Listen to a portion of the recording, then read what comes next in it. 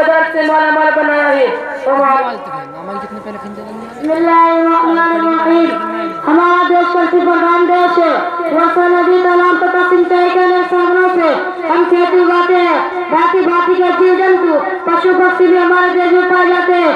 इनके खाने से हम गुलाम उठाते हैं। हमारे देश में धरती के नीचे अल्लाह ताला ने बड़े खनिज पदार्थ भर दिए हैं। लोहा कोयला सोना चांदी तेल गैस आदि आवश्यक खनिज निकलते हैं।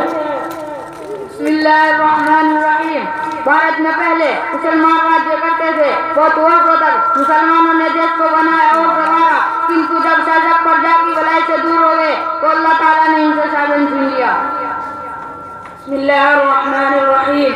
अल्लाह ताला ने देश को अंग्रेजों के अधिकार में दे दिया। जब उन्हें भी स्वार्थ ने घेर लिया तो उनका भी शासन समाप्त हो गया। अंत में देश पूर्ण देशवासियों के हाथों में आ गया। हमें अपने भारत देश